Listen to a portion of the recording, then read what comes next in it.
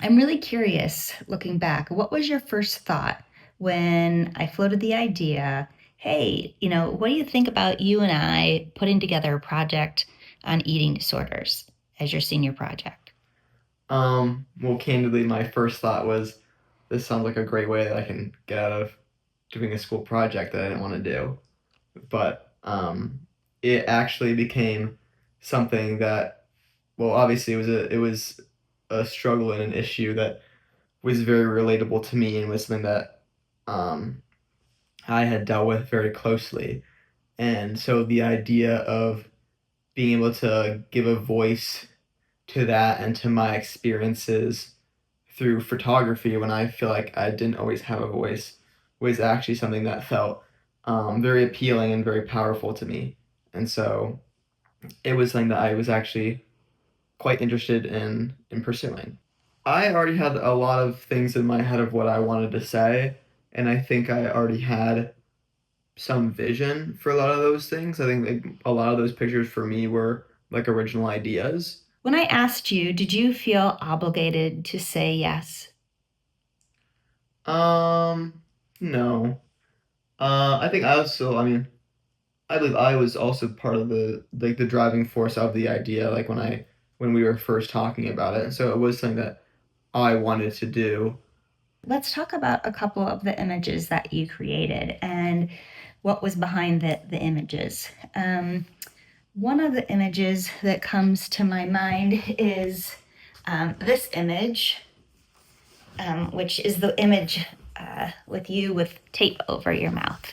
To me, it was kind of like a very literal representation of just kind of how I felt as a teenage boy in like society, like in high school, just around like of what I felt was expected of me was to not really talk about many of the things that I was struggling with. Why tape? I like the choice of the orange tape because it almost shows how the silence is loud because it's almost like I'm not talking about what I'm not eating, what I'm not letting in, what I'm not consuming. Sometimes you'd go into the pantry and it's almost like you're putting this piece of tape over your own mouth, like you're not allowing yourself to indulge in any of these things or even eat a healthy amount of food. Yeah, that's that's beautiful. It really is beautiful. Um, then let's look at another picture here. Um, so then we have this picture, which is one of the larger pictures. It's so raw and it's uncomfortable, and that's the feelings and the emotions that it's supposed to evoke. It's lonely, it's scary, it's uncomfortable. It's not something you almost want to look at. And that's really what I wanted to show. That's what I wanted to depict of like how it can really feel when you feel like you're alone and in just like the darkest, most like miserable parts of your life. That's how you are. And if someone's uncomfortable looking at it, then I feel like I've we've done our job as artists and as a because that's what I wanted to convey. I'm going to ask you about one last image.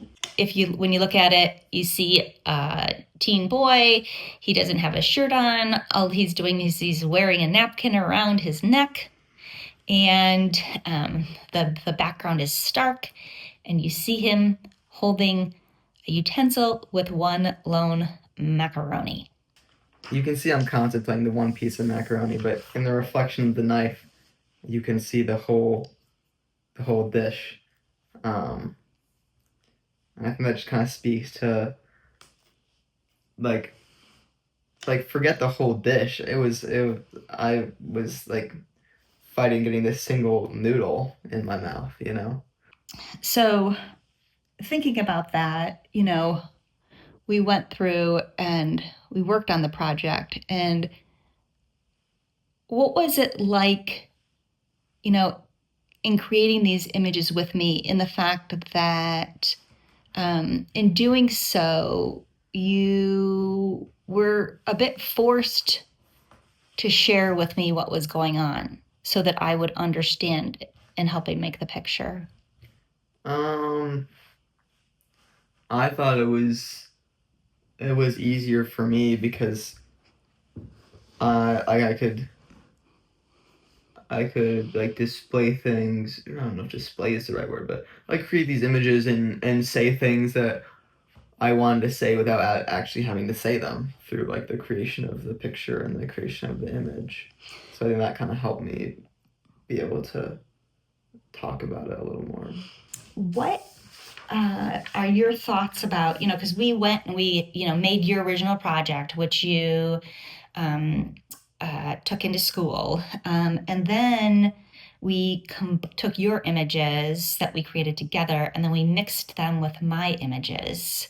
Honestly, I love what you've done with the project. I think you've made some really meaningful additions and things that, like, given more time back in the day, we might have ended up adding when we originally like made the project. I think a lot of them are like communicate in the same way, are very creative, and I think really work to really elevate like the story and the message that I was trying to show.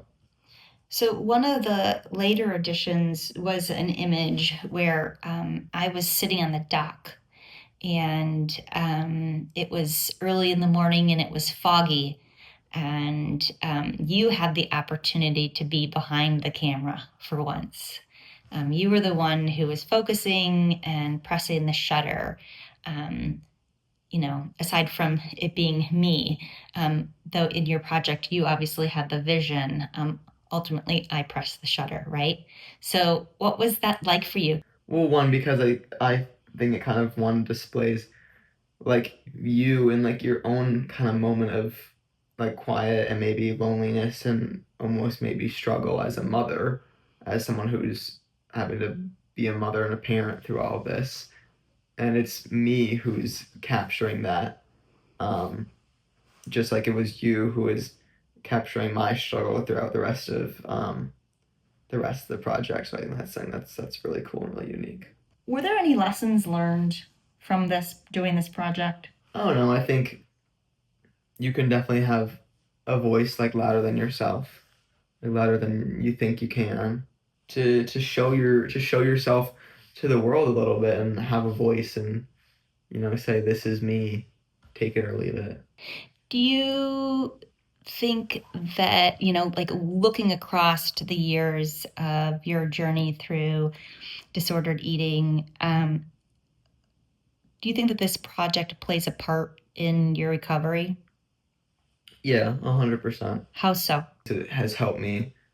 Um, One, just like have kind of more power, like over myself and over those. I don't want to say like I don't want to say urges because I don't really think urges is the right word, but Gremlins. gremlins, sure. Um, um, but it always is like still something that I can always reflect on and think of like the power I had and the I guess sort of bravery I had to do this project, and I feel like it kind of gives me some strength, you know. And I think like even like going back and helping you work on this project and put it together and talking about it is like always sometimes hard for me, and it's always kind of uncomfortable for me. Um, but I like always go back to if my little bit of uncomfort can make anybody feel a little more seen or cause anyone to reach out to a friend or family or a significant other or make someone feel heard, then I would take that discomfort every day of the week and that'll always be worth it to me.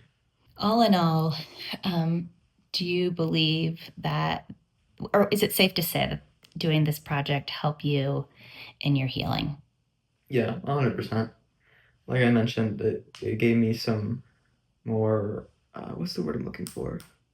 It's not like validity, it's not Agency? agency, it's the exact word I was looking for. Yeah. I feel like it gave me a lot more agency over like just both my relationship with food and my relationship with myself. Then it made me feel like I have the final say in what I do and how I feel, and not anything else or any thought else, I guess. So, on that note, Ben, and you having the final say, is there anything else that you would like to say? Well, first and foremost, I want to say thank you to you for um, guiding me through this journey and collaborating with me on all this and making this project into something that's way bigger than I could have ever imagined. And thank you to everyone that comes and experiences it and sees it. And like I said, checking on your friends, checking on your family. You never know what someone's going through. And I hope this exhibit just allows you to really look inward, look outward, and kind of just experience this and eating disorders and disordered eating through a different light. Thank you for being so brave, bud.